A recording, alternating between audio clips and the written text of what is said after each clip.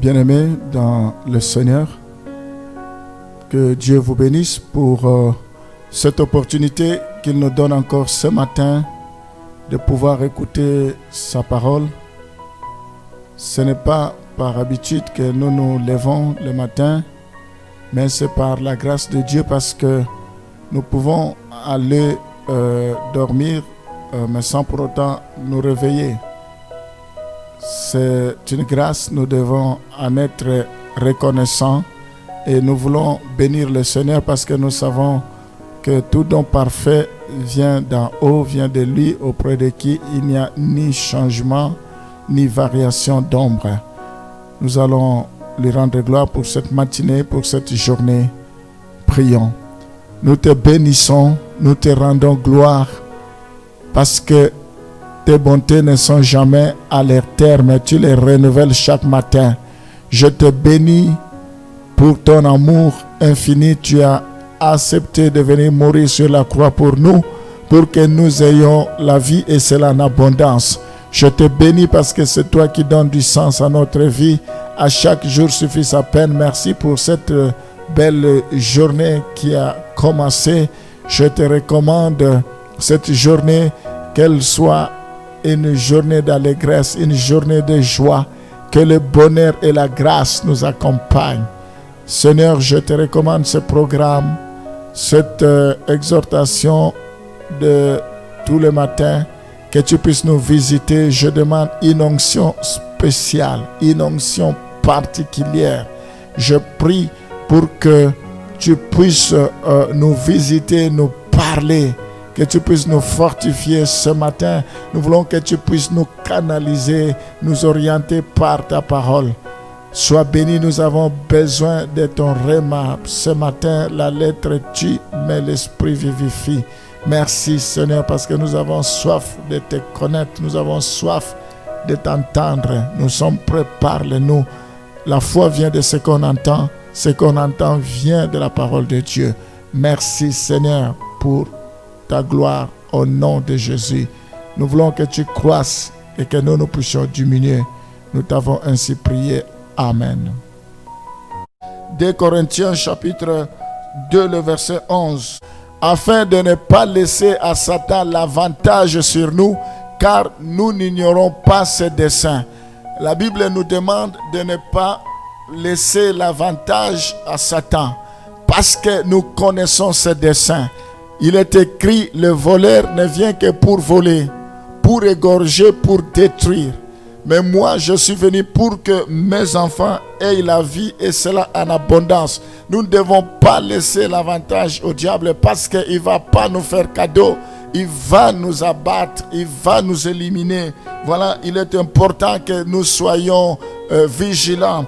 Nous voyons dans ce passage, à cette fin, le diable cherche constamment à insinuer les doutes et entraîner à la rébellion. Ça, c'est son objectif. C'est toujours semer le doute dans nos cœurs, semer le doute dans ce que nous faisons. Il veut à tout prix nous amener à la rébellion, parce que la rébellion ne vient pas de Dieu. Donc le dessein de Dieu, de Satan derrière la tentation, c'est pour que nous nous éloignions de Dieu comme nous avons vu tantôt. Il faut que nous fassions attention, s'il vous plaît. Donc le diable désire amener les croyants à douter que les voies de Dieu soient bonnes.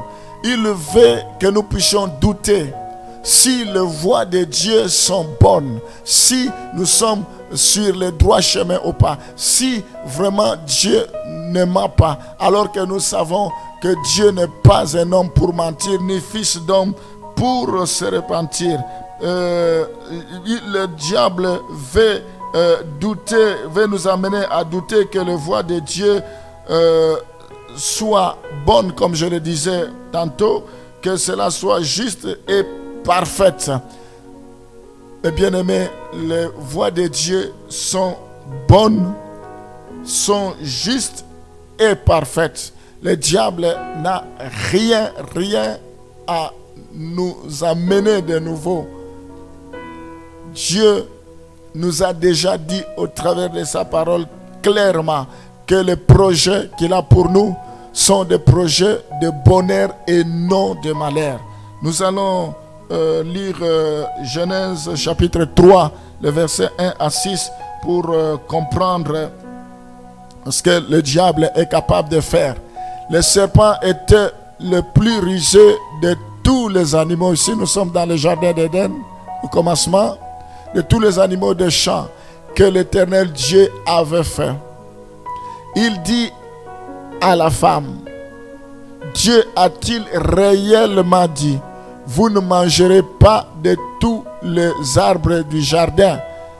Voilà, il commence à semer le doute. La femme répondit au serpent, nous mangeons du fruit des arbres du jardin. C'est jusqu'au verset 6. Mais quant au fruit de l'arbre qui est au milieu du jardin, Dieu a dit, vous n'en mangerez point et vous n'y toucherez point, de peur que vous ne mouriez. Alors le serpent dit à la femme, vous ne mourrez point, mais Dieu sait que le jour où vous en mangerez, vos yeux s'ouvriront et que vous serez comme des dieux, connaissant le bien et le mal. La femme vit que l'arbre était bon à manger et agréable à la vue, et dit qu'il était précieux pour ouvrir l'intelligence. Elle prit de son fruit et en mangea.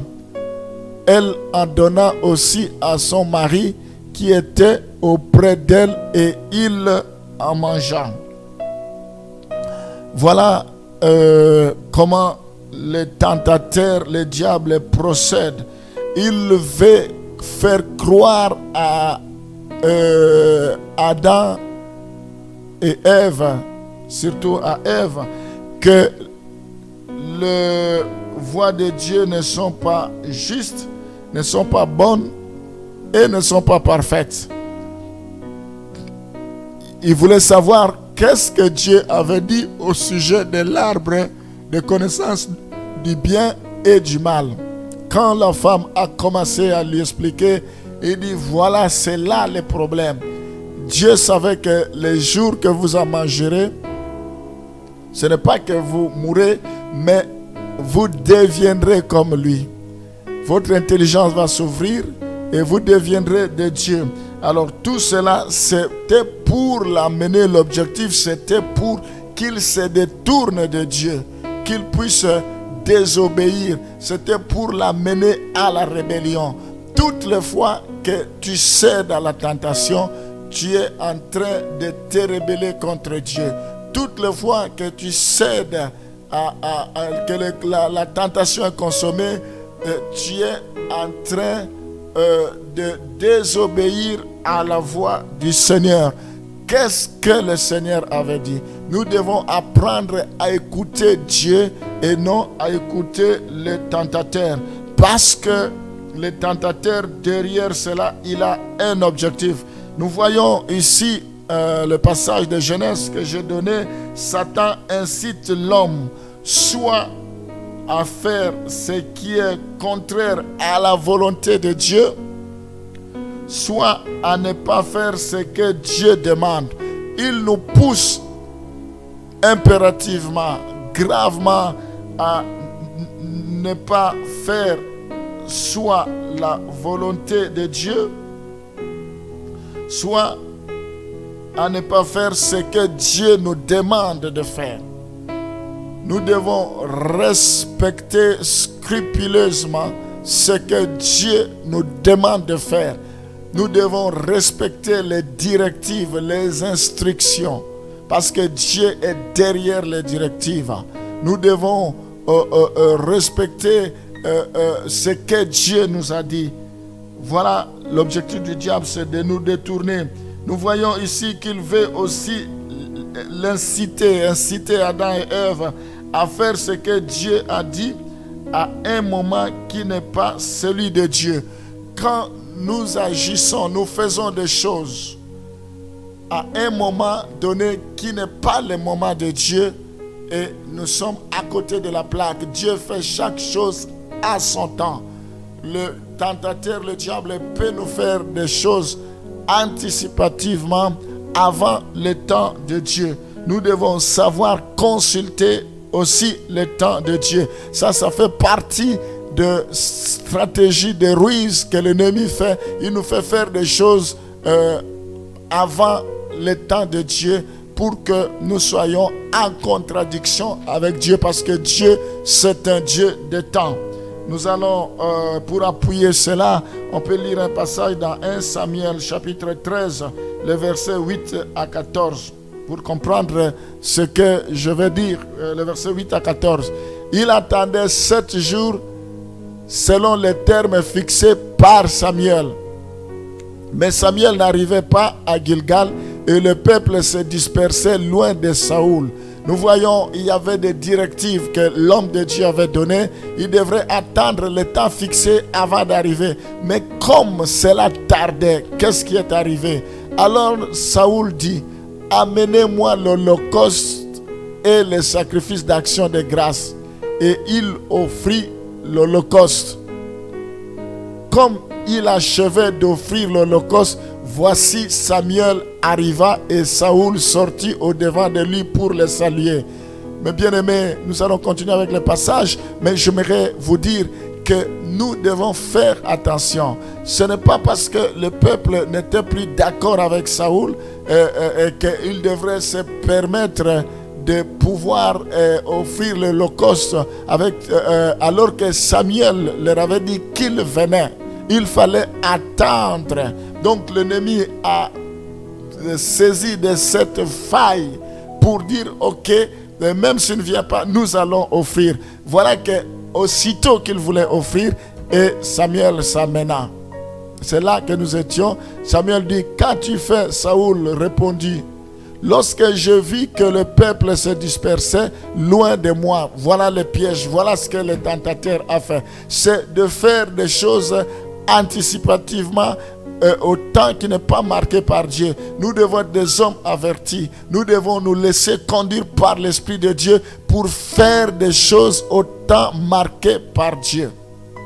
Lorsque je vis que le peuple se dispersait loin de moi, que tu n'arrivais pas au terme fixé et que le Philistin était assemblé à Miscamach. C'est jusqu'au verset 14. Je me suis dit, les Philistins vont descendre contre moi à Gilgal. Et je n'ai pas imploré l'Éternel. C'est alors que je me suis fait violence et que j'ai offert l'holocauste. Samuel dit à Saoul, tu as agi en insensé. Tu n'as pas observé les commandements de l'Éternel. Ton Dieu t'avait donné. L'Éternel aurait affermi pour toujours ton règne sur Israël. Et maintenant ton règne ne durera point. L'Éternel s'est choisi un homme selon son cœur et l'Éternel l'a destiné à être le chef de son peuple, parce que tu n'as pas observé ce que l'Éternel t'avait commandé. Ici, le problème, c'est parce qu'il a agi dans la précipitation. Ils auraient pu attendre Samuel arriver et celui qui a été désigné pour faire ce service-là. Nous devons faire attention de pouvoir agir dans la précipitation, à la hâte. C'est l'ennemi qui veut tout simplement que nous agissons en dehors du temps de Dieu. Si nous faisons des choses en dehors du temps de Dieu, le temps qui n'est pas fixé par Dieu, c'est une désobéissance. Et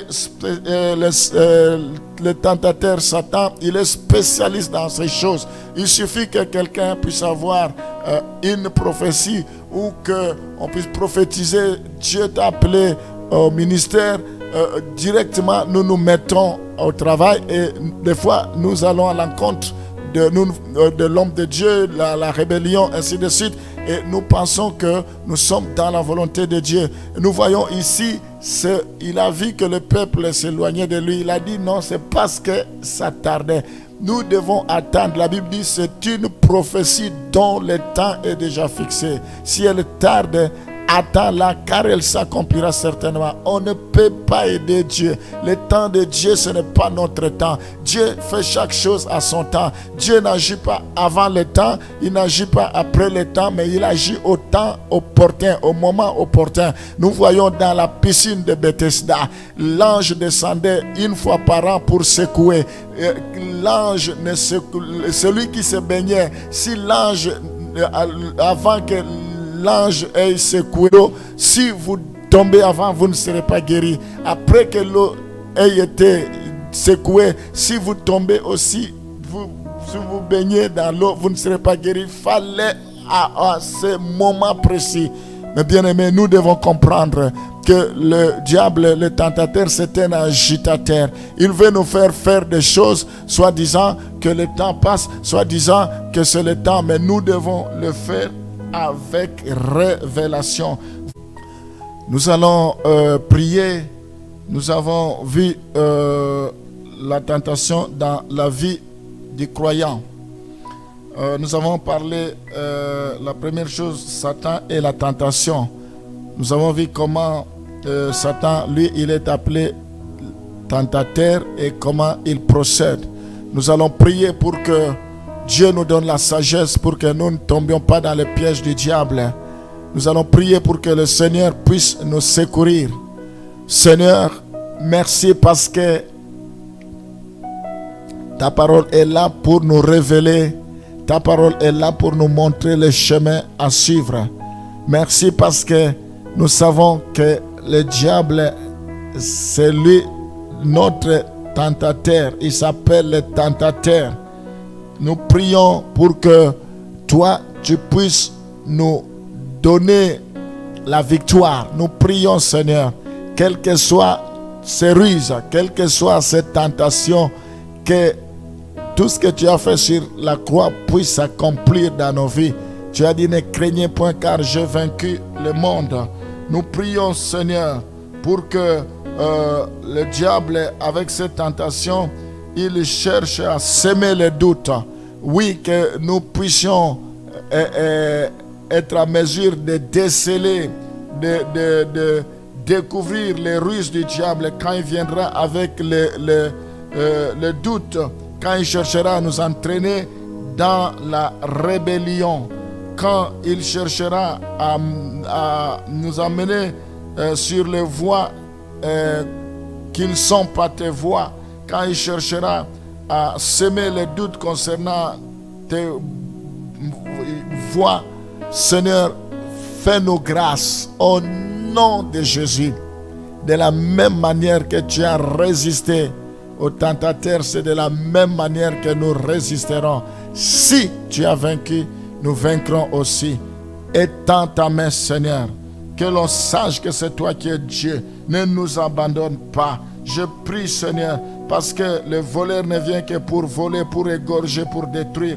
Le diable vient pour nous pousser à la défaite. Mais toi, tu es venu pour que nous ayons la vie et cela en abondance. Protège tous ceux qui sont victimes de la tentation. Protège tous ceux que l'ennemi cherche à cribler comme un froment. Au nom de Jésus, ne permets pas. Je prie, Seigneur, parce qu'il a été vaincu, nous serons vainqueurs. Parce que l'ennemi a été terrassé, nous le terrasserons avec toi. Dans le nom de Jésus, je te recommande tous ces seigneurs qui sont tentés par le diable. Protège-les au nom de Jésus. Couvre-les par ton précieux sang. Manifeste-toi dans leur vie. Au nom de Jésus, nous t'avons ainsi prié. Amen.